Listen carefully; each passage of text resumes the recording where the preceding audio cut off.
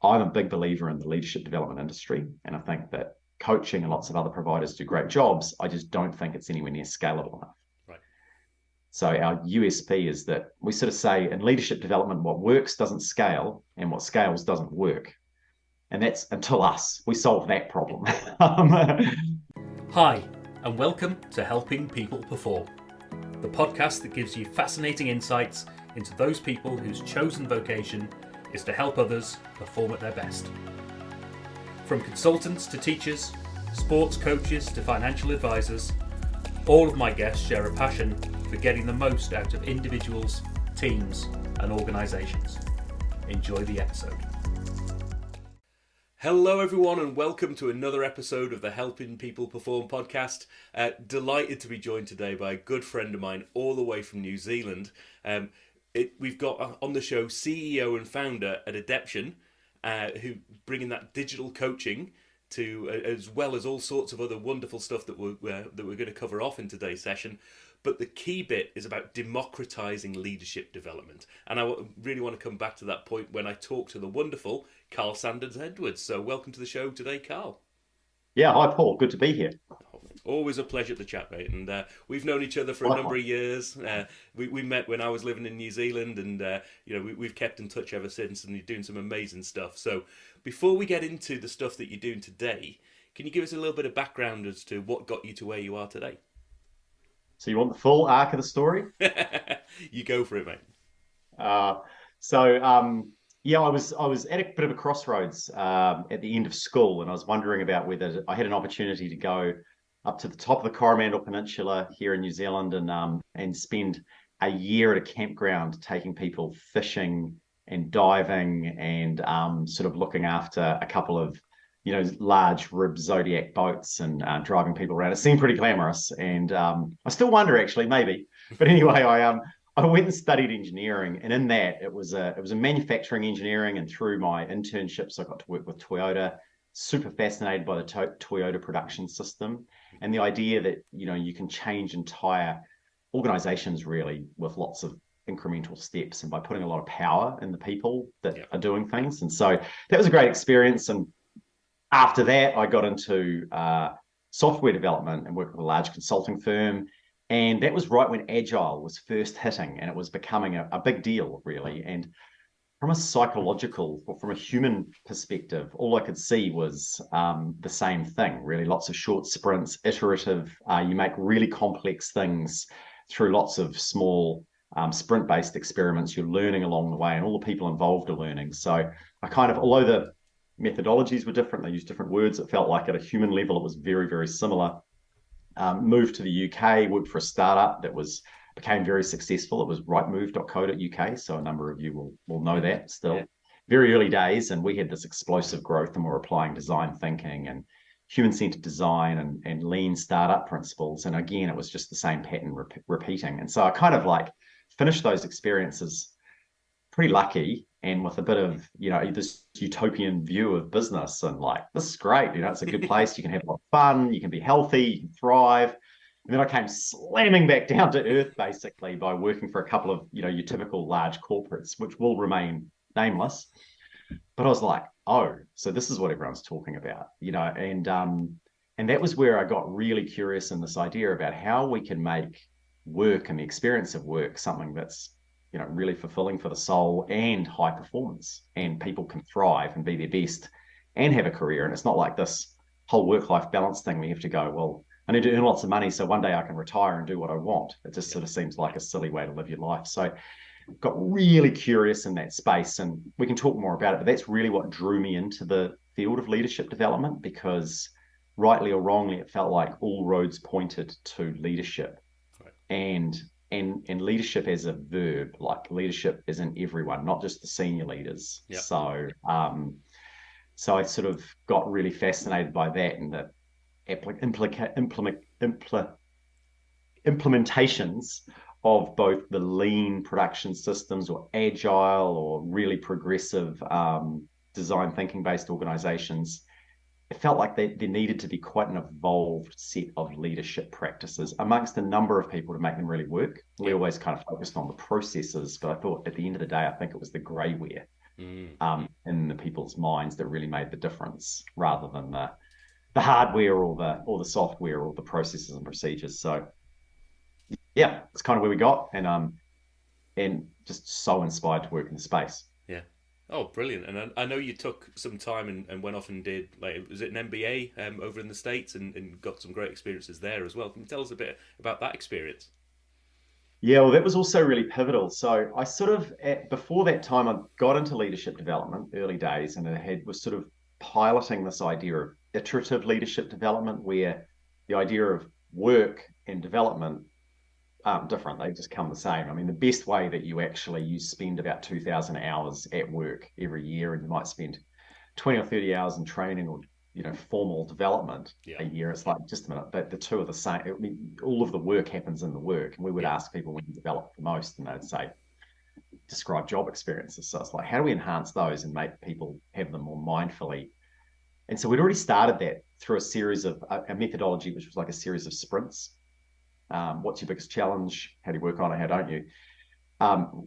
And plan an experiment that you're going to do on the job, and then you do that, you get a better result, you develop, you reflect how you went, and then you go again. And so that was really exciting. But in the middle of it, I got the scholarship to go and do an MBA, and it was at an entrepreneurship school, Adeption College, which is focused on entrepreneurship. So I was in with 140 other students from 40 different countries. More than half of us were running businesses at the time. And it kind of just blew my mind up, because at the time I was imagining that the purpose was to improve the productivity of New Zealand. And it was noble, but it's almost embarrassing to say that now, because New Zealand's small, it's already very privileged, and it does, very well, and people have good experience of life. And we share this incredible planet with 8 billion other people.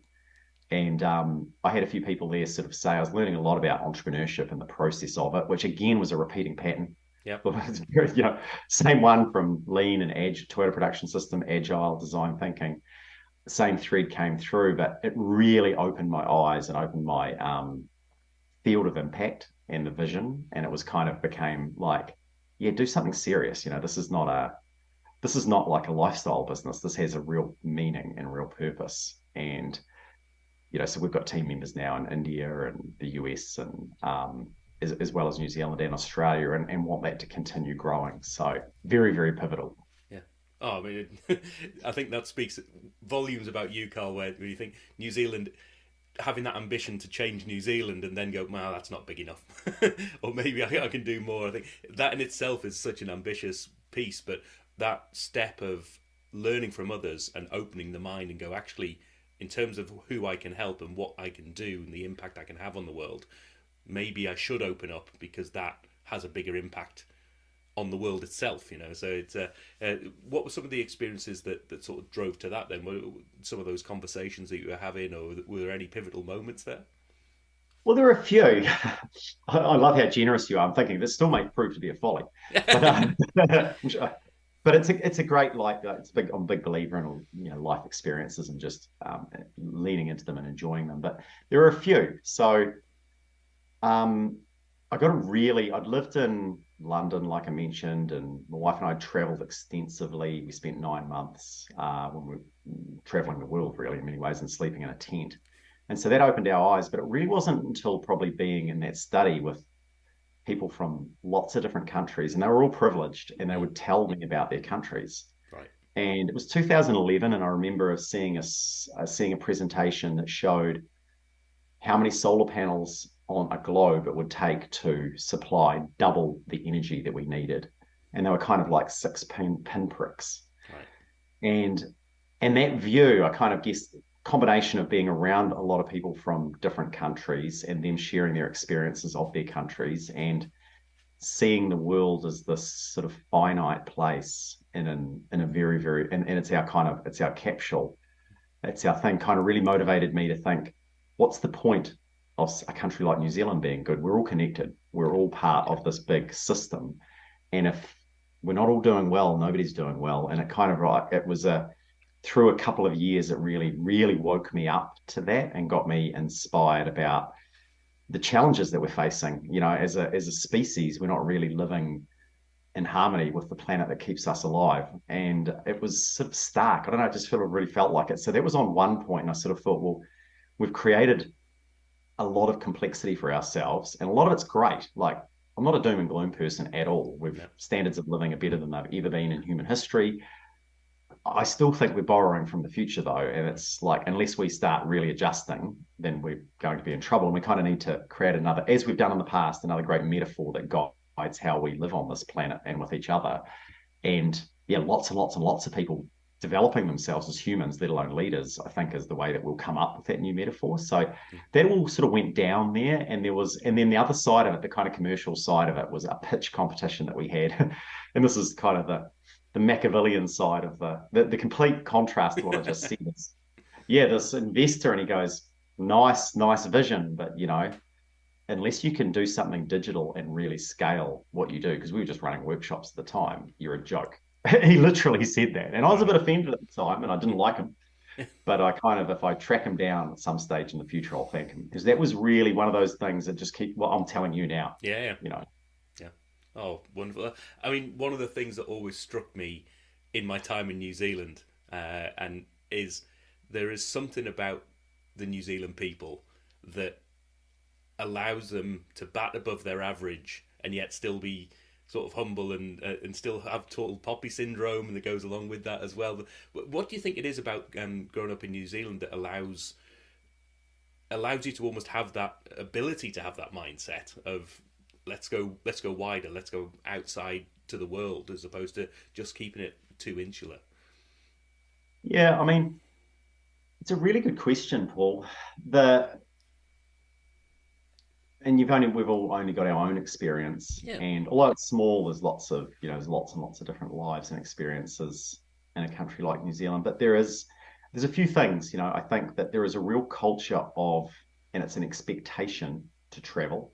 Yeah. Because it's small and it's island based, but there's still sort of like high standards and good education systems. And so you sort of know about the world, you're connected to it, you realize that you're part of it, and it's a wonderful place to live. I mean, you know that. Yeah.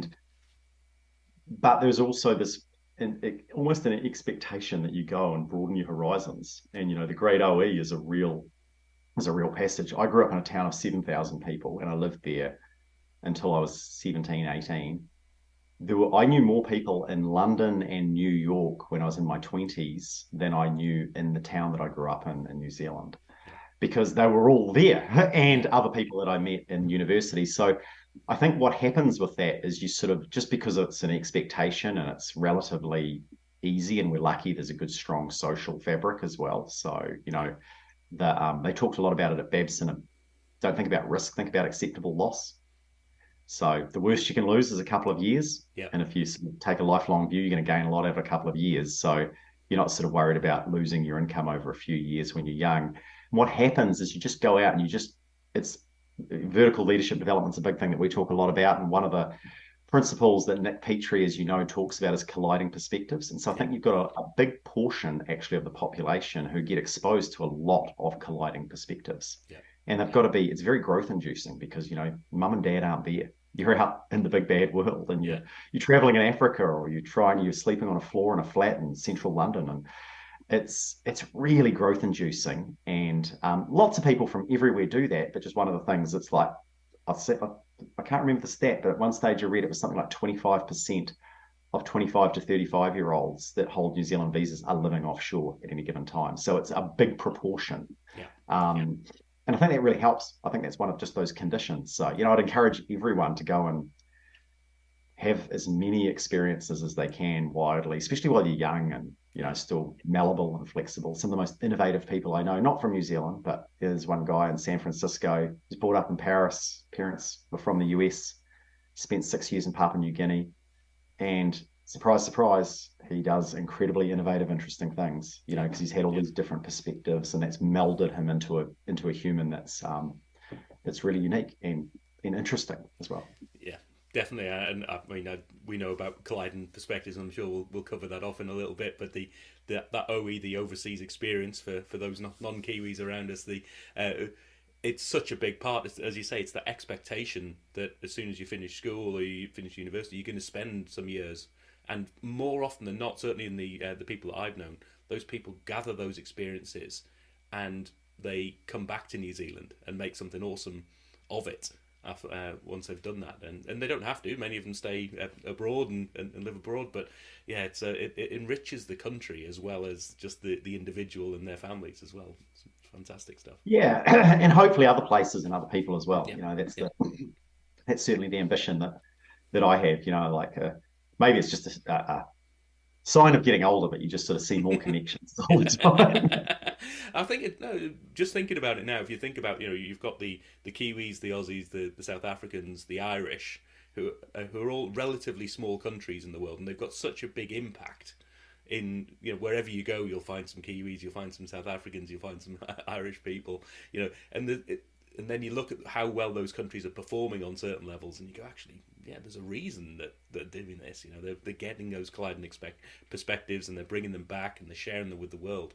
Oh, there you go. I've just hit on something there. Yeah, well, I mean, I think that helping people perform, Yeah. the theme of your podcast and what we're here talking about, I'd say, I think it's one of the biggest things. It's got nothing to do with what my business does or what we offer now, but I really think that living a life rich in experiences and exposing yourself to different things and challenging some of the comforts that you have is a real performance inducing move. Yeah. I mean, we know that from the field of deliberate practice and high performance sports.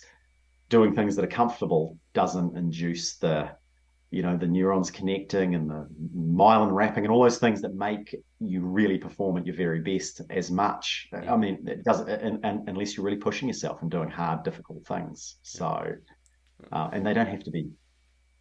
They're always the highlights of your life anyway. Yeah. Precisely. So maybe that takes us nicely into what you do now. So tell me about Adeption and who you help and how you help them. No, great. Our angle is we work with corporates mainly, and we're really in this, we call it leadership development. I like to think of it more broadly as human development. We naturally develop and grow through our lives. So I'd challenge anyone to say that they're still the same person they were 10 years ago. I mean, we know it when you're kids, and kids grow up, and 15-year-old has got a lot more capabilities and capacities than a 5-year-old. It doesn't mean the 5-year-old's bad or any less. It's just different. And I think if we reflect back on our life, we make sense of the world in different ways.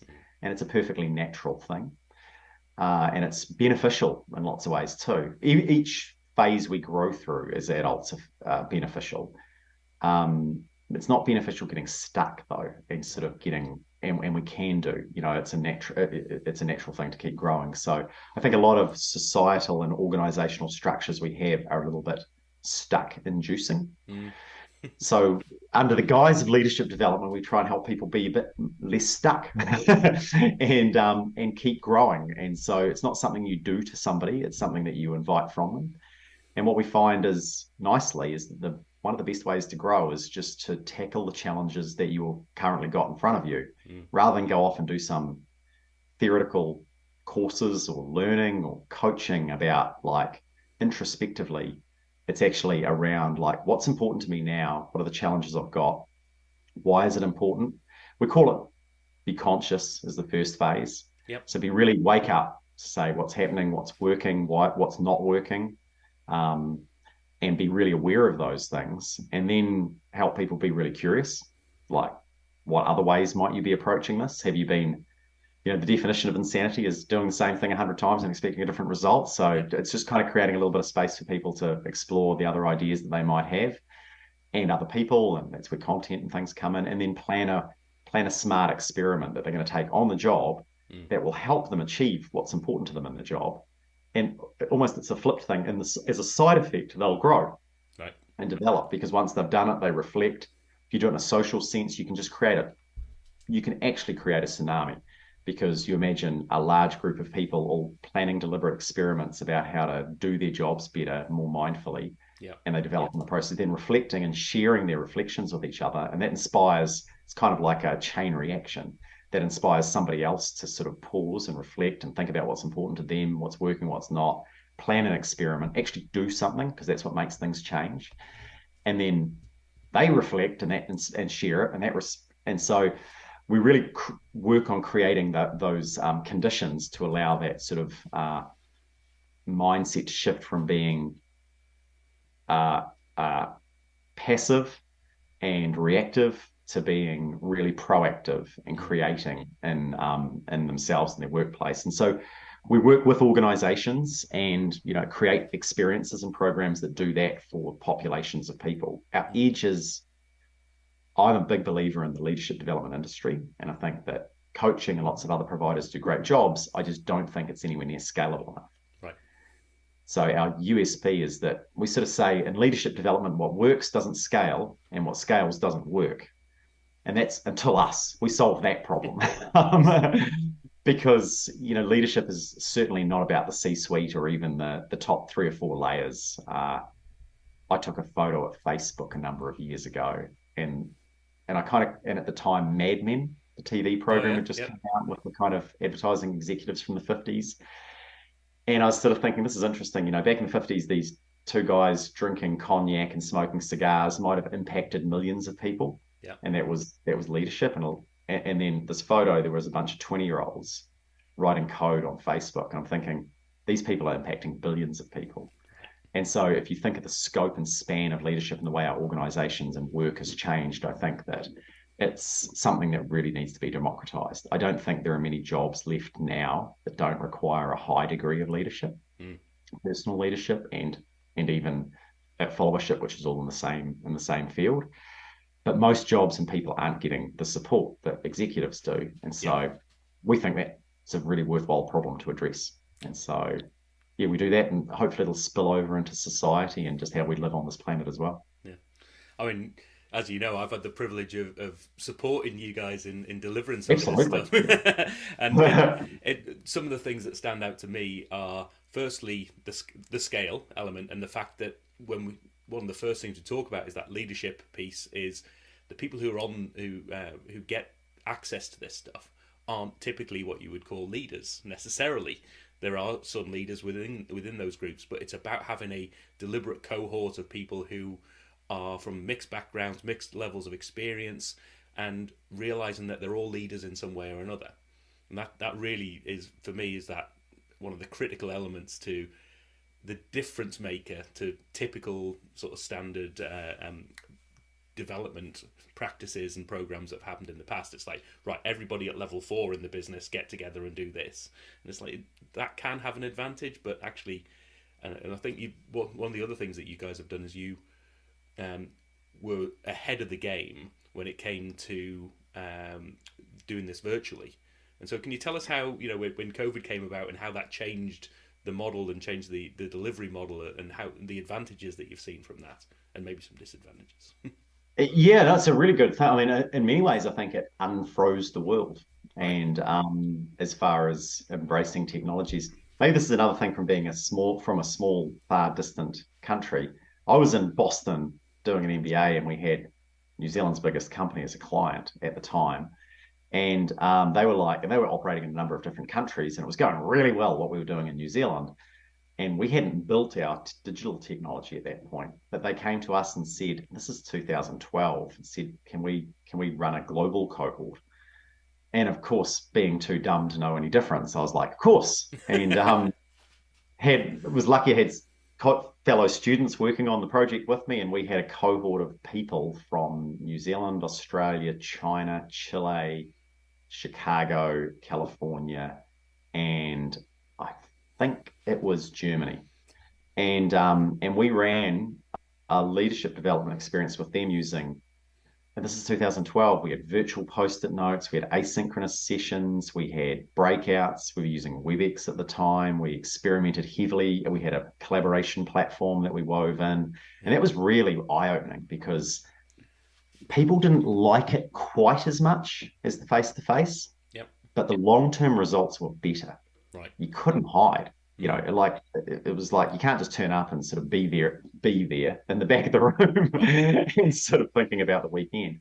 Yeah, if you didn't do stuff, it was really, really obvious. And so that was really one of the genesis pieces for us getting into lots of blended asynchronous and synchronous delivery, and ultimately building our platform, which helps uses technology to do a lot of the sort of heavy lifting of scale, and still though leaves the human element to do what it does best, which is around connection and empathy and inspiration. So that was sort of well underway, and I was living in the US. We were living in San Francisco. I'd moved the family there, and it was quite a hard sell because the economy was good, and it was just too easy. If you believed in leadership development and wanted to do it, you said, well, we'll just get people together and we'll run cohorts and we'll spend the money and fly them around and we'll come get them in. Yeah.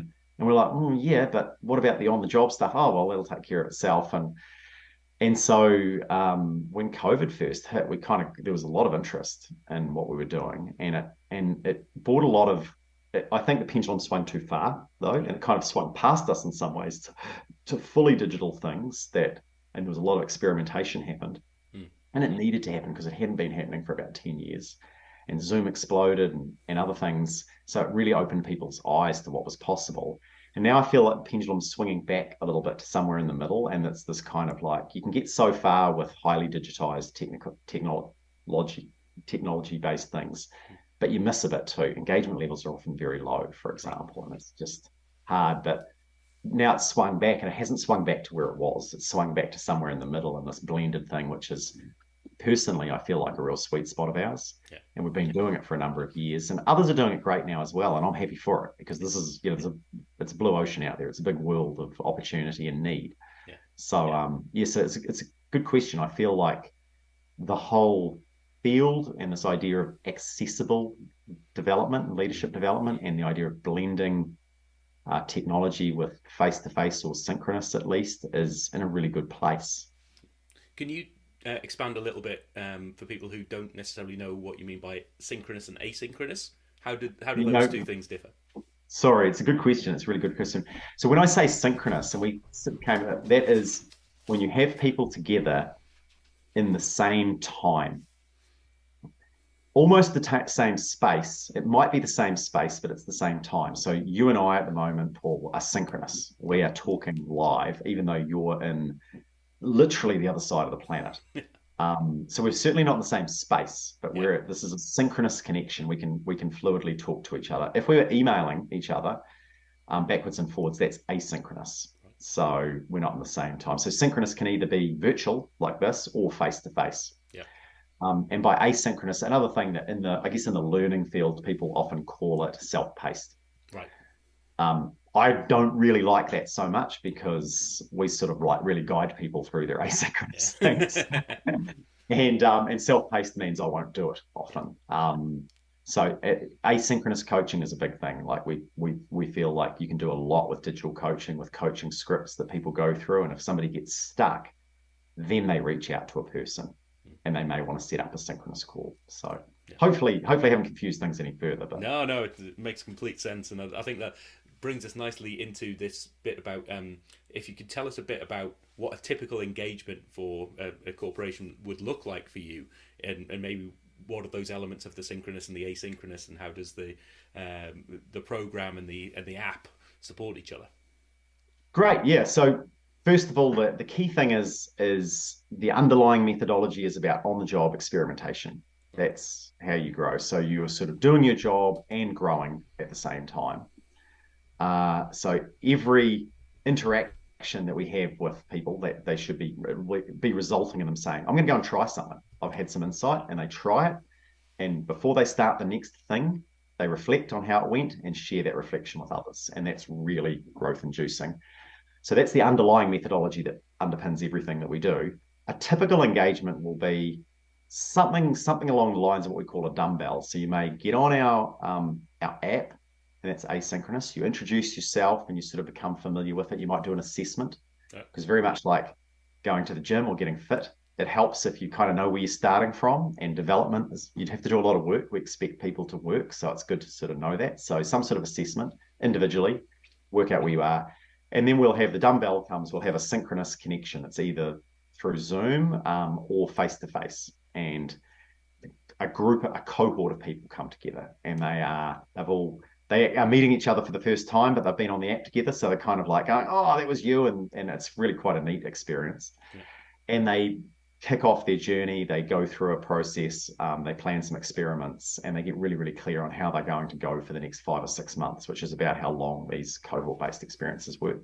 Then they'll go back in and asynchronously, they're doing what we call workouts, again, taking the exercise analogy on the app. And each workout gets them reflecting, exposes them to some fresh ideas. There's some AI that sort of says, hey, based on how you answered those questions, this might be useful content for you. And then they plan an experiment based on that. And they do it with each other so they can see each other's answers, but not until they've answered themselves. And they can also have little small peer groups, which are like the table, often the same table that they sat together or the same breakout group they were in. They do a few, make a lot of progress, and then we'll have another synchronous connection towards the end where it's they reflect on all the progress they've made, they celebrate with each other, and they really get to see, like I said earlier, wow, I'm seeing the world differently than I was before, and my team's performing better, and my results have lifted. There might be a retake of an assessment, and then really importantly, they commit to an ongoing journey, and this is where the app's strength really comes in. And that for a very low price point, they can continue get support around the typical challenges they might be facing on the job. So we sort of call them coaching conversations that are based around the challenges that they face. And so they then go on they may only go in once or twice every month or two, but when they do, they get really specific help and they plan another experiment. And the last thing I'll say is that multiple cohorts come through the same experience. This is the idea of scale. And the app, the platform, acts as a container for all of the wisdom and knowledge that has gone before you.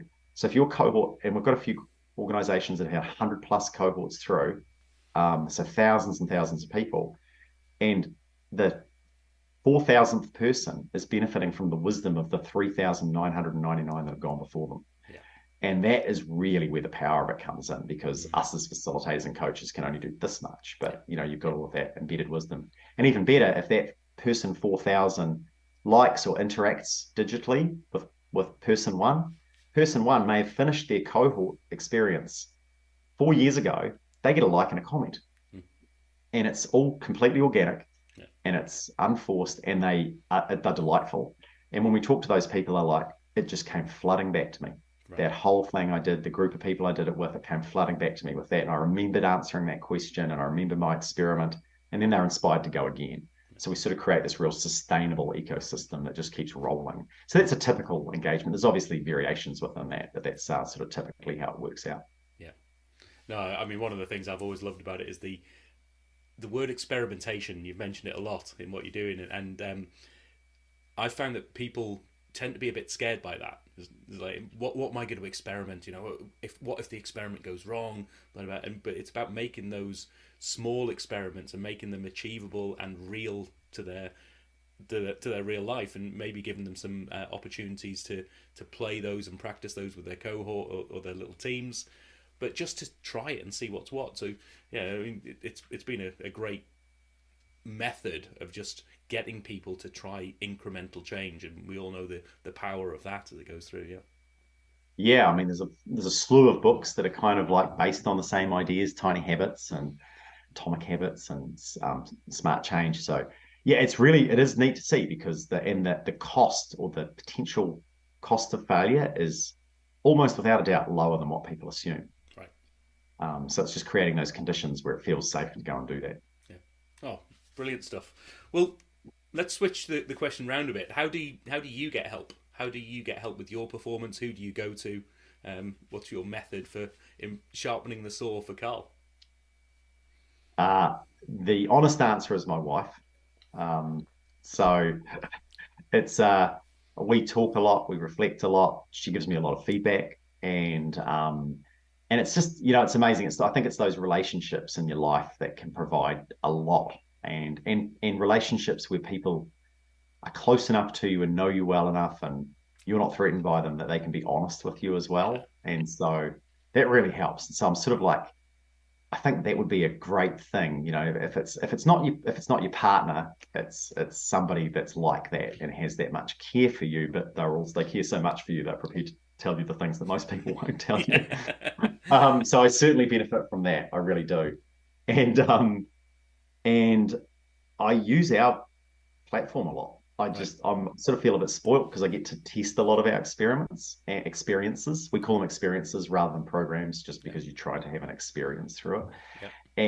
And I do them for real. Like some we often get told, it's okay, just add an X, go through the whole thing. I know, I'm answering the questions, and I've got things here on the wall Yeah. that I've created, and they're all from doing the workouts on our platform. And Right. so I get a lot from that, and I get a lot from the people that are using the platform. We get to video create little assets of leaders sharing their tips, and they get created through use of the platform. So I get to see a lot of those, and it kind of just keeps blowing up my mind. So yeah, that's another way.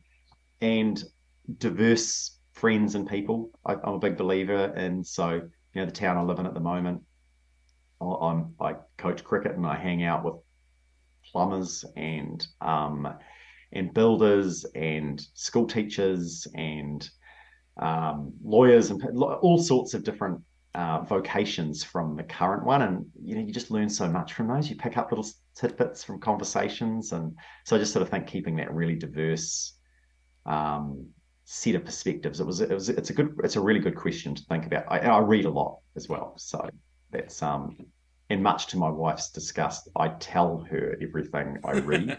Nice. So then that reinforces it. Yeah. So there's a few things, but yeah, I think that um, one of the big ones is just having that access to those different points of view. Yeah. Wonderful. And so, a couple of quicker questions now. If you could help any individual, team, or organization with the skill set that you've got, who would you want that to be?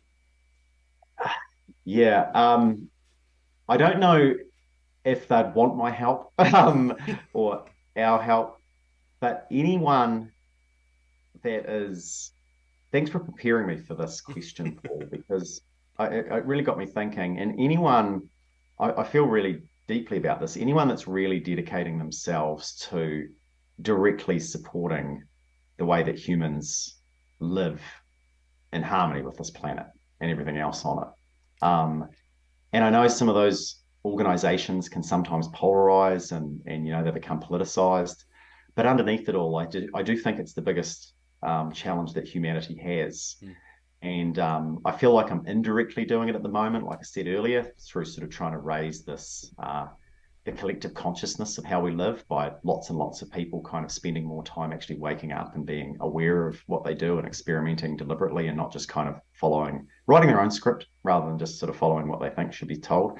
But I do feel like I'd love to, if I was going to dedicate 100% of my time to anything else, it would be people or organizations that are just very directly working in that space. Right. And it's even just telling you that it inspires me a bit. Yeah. So maybe I should do something about it. Good. Try an experiment and see what happens. Yeah, exactly. And on the flip side of that, if you were to sit down, have a coffee, have a beer with someone who you think you could learn from and improve your performance, who would you want that to be? Well, there's lots, and I feel really lucky in my role. I get to meet an enormous amount of super interesting people and pick their brains, and it's just such a privilege. So, he's sitting here in a tiny town in New Zealand and talking to people from all over the world every single day, and it makes you pinch yourself. But maybe because of that, I really think sitting down with aliens and Right. having a beer Yeah. and listening to them, asking them about what they see of us on this planet and how we Interesting. interact with each other and what we're doing with this pure objectivity of kind of like not being. There's a great saying that's you can't read the label from inside the can. And I Right. think, we're all in the can, and myself, hands up, fully Yeah. included, and can't really see things for what they are. Like we construct our own realities around our own experiences and what we see. And so I think an alien's perspective and just to really quiz them about what they see would be amazing. I've partly, I've partly stolen that, I think, and maybe the closest real person, and I hope he won't take any offense, is Yuval Nahari, who wrote *Sapiens* Right. and Homo Deus, is because as I was reading those books, and he was, as an anthropologist, a historian, going through humans and how we've come to be how we are now and how we might be next. It felt like I was reading from somebody who had really managed to separate themselves from the can. And that was what I appreciated so much about those books. So, next to an alien, it'd be really digging in there with Yuval. So it'd be fascinating. Yeah, I'm sure it would be. I'd love to join you on that chat, basically. So, finally, Carl, how do people find out more? How do they connect with you and connect with Adeption? So the easiest way is Adeption, www. I don't need to say that, do I? www.adeption.io. It's IO. Yep. And I'm happy for anyone to connect with me directly too. It's Carl S at adeption.io. So it's just CARLS at adeption.io. Yep. I may not respond immediately. I'm on LinkedIn as well, Carl Sanders-Edwards. But any one of our team, we're sort of really passion and purpose driven. So through the website, anyone will answer and you'll get as good or better response to myself. But I'm just in forever curious person and love meeting different people. So that's why I might be, feel free to reach out directly as well. Brilliant. Well, Carl, as always, an absolute pleasure chatting with you. And thanks so much for being on the show today, Carl Sanders-Edwards. Thanks, Paul. Love what you're doing. Cheers, mate. Cheers. Thanks for listening to today's episode. If you liked what you heard, then please give the podcast a rate, review and share. I'm Paul Teasdale, and from sausage making to banking, oil and gas to Formula One, I help people perform. If you'd like to find out more and have a conversation, contact me via helpingpeopleperform.com.